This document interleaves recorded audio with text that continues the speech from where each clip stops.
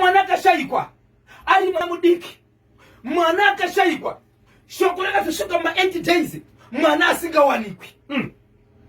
Asi mwana akashayika kumatenzi kuseni achitamba kuseni kwemba ndokubva ashayikwa. Ashayikwa nzvimbo chitsvaga, vakaendesa kumapurisa, vakaenda kuzviprofita, vakaenda kumagodobori vachitsvaga mwana bhata vana kumuwana. Yaimuri dainyoroshi wiri benefo vakachiwemba kimini kasha kureva kuti candidate vangasingawani munhu.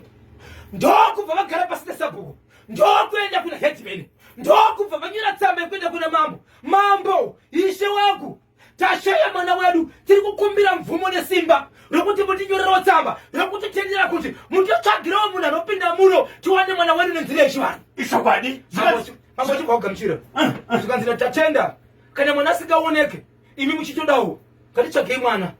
Ikodzero yekuti mwana akazvarwa ngaakure ararame azobatsira mukati menyika. Ndova maminista, ndova maticha mangwana, ndova vabereki vemamwana, ndovatsudzuri vemangwana. Mwana uyu angari mwanai? Angari mwana musikana. Akura sei? Mwana angari mudiki. Mwana mudiki. Zvadaro mukoma KB. N'anga dziva dzawe pakaunganidzwa kuti n'anga dziri kuuya pane 8 days pane gomba retoilet riri pamba rakatosiwa makutanda pamusoro. Maitariswa everyday vanhu vachitsvaga kuti munhu ashayikwa. Asi pakati n'anga dziri kuuya mangwana dzatsvagwa namambo mwana akazowanikwa ari mugomba. Asi ndine urombo mhuri yeZimbabwe, mwana uyu mukamuona zvinorwadza. Yangori nyaya yekuti mwana akapera mwana asina simba haachazwisisi kuti chii chiri kuitika. Right, n'anga dzichibva dzapinda mhuri yeZimbabwe. Regai ndikuudzei, nzvimbo yandiri kutaura nezvayo iyi ndiyo nzvimbo zvakare yegore riya yemunhu wekutora nguva refu asina kuvigwa uya airamba kuvigika uya. Ndokunzvimbo yamambo ava. Mambo vachibva vati izvo vanhu ngavaite sei? Ngavapinde kutsika mutanda. But kuya kwakutatsika mutanda haachashandi zvemwana chete, village yese kurura chete sei. Munhu tsika mutanda, munhu ane chinhu chake chese chakaipa ngatirohwe. Right. Vapinda mukati. Nzvimbo iyoyo zvakare ndiyo nzvimbo yamakambonzwa yakambobuda ine vanhu 5 vakadonha murusero. Pavanhu 5 vakadonha murusero 3 vakatofa. Kwakasara vapenyu. Asi penyu 2 vakasara. Murume nemukadzi. Murume wachona kubva zvaakadonha munhu arungorara pasi nekurwara akakuvara musana. Right. Nokuti kunodonha ndege kubva kudenga kuzotsika pasi ma1. Right. Wongu vanatsika mutanda vapinda munzvimbo kwanzi ngavabate munhu wese. Asi nyaya hombe musoro weshoko unoti iyo mwana akanga atorwa nani. Kunyange vanhu vakawanda vakubatwa, but nyaya inoti mwana ndiye akaita kuti n'anga ipinde pai munzvimbo. Apa inganga dzamambo. Baba vapinda mukati mune vanhu vakabatwa nemishideya yemusoro wevanhu. Makabuda mazino yemvuu ndeni waloshiwire pinge fu wakachumemba kiminikasha. Baba Isabel, nehenya mazino yemvuu aibatwa ane vanhu yatsika mutanda. Vaibvuma here kuti ndezvavo? Vaibvuma. Pane kananga pandiri kuenda ndati zvimwe zvino zvaibatwa hazvo izvo, but nyaya ndechi yemwana. Pakazobatwa timu rakabuda kunzi ndo rakanga ratora mwana. Inzwai kwairi kuenda mhuri yeZimbabwe. Nai mambo matendera kuti n'anga ipinde. Vanhu vari kupinda nokutsikiswa mutanda vana venyu. Pane vari kuungana kukweseni make. But nyaya tikatarisa nai mambo anoti iwo ndeyekuti ngaicheneswe nokuti hapana anotenda kuda kuurarirwa mwana wake. Vanhu ngavacheneswe vese mune mumwe. Vanhu vari kubvuma chamba mabonosheza kuti vanhu vari kubvuma kuti zvinhu zvavo. Ndakuchibvunza mambo, wangu madenya abuda, wangu mazino abuda, handeipa mana zvikanzi vemwana vazobuda. Chikwata chinogona kunge chine vanhu 4 kana kuti 5 kusanganisira mbuya vemwana. But pakaonekwa musi wakatorwa mwana, pane umwe mwana ari form 1 akaona mwana achitorwa nambuya.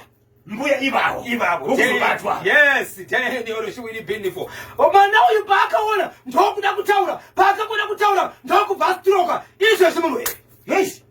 Hey. ni oroshi wiri mbuya vemwana uyu anga asingaonekwe. Yes. Ni mbuya pakudini. Mbuya amai baba. Mwana akaona ari form 1 paakakunda kutaura chete ndokubva stroke izvezvi murwere. Asi stroke yange isiri yekurwara, yange iri yekuti nguva yakada kuita kuti aiwa mwana ndamuona ndobva stroke. Anokwanisa kutaura. Atori murwere. Mbuya vabvuma ravozvanza aiwa. Arikubvuma zvivana. Baba vatori murwere ndokudonha mundege bye bye. Ndonya iri kuGogo izvo zviburi yeZimbabwe. So mbuya nechikwata chavo vabatwa nanatsika mutanda kuti ndivo vane chekuita nekushayikwa kwemwana achizoonekwa asina simba. Vari kuti kudini? Akutonga kuti kudini bosi basa ravo ndiro rakaita but mota dzavo nezvavaishandisa zvakaita sei zvakabva zvatorwa. Nokuti anatsika mutanda vari kubata vachitora zvinhu vakabva vachitora zvinhu zvese. But vanhu vakawanda vari kurwadziwa. Vanhu vakawanda vari kurwadziwa mukoma KB kuti ndizvo here kuti mwana iko zvino zvari kurwara, mwana asvika papoint isingaiti asi iko zvino ndizvaari. Iye mwana uyu ari kunzwa sei? Mwana ari kurwara ndokungoti munongotarisa kuti mwana uyu murwere chai mukoma KB. Ingoti munongoti mune mwana but mwana murwere. Ya, zvakaoma achiri muchipatara. Hey, kuti vaida kumushandisei mwana uyu?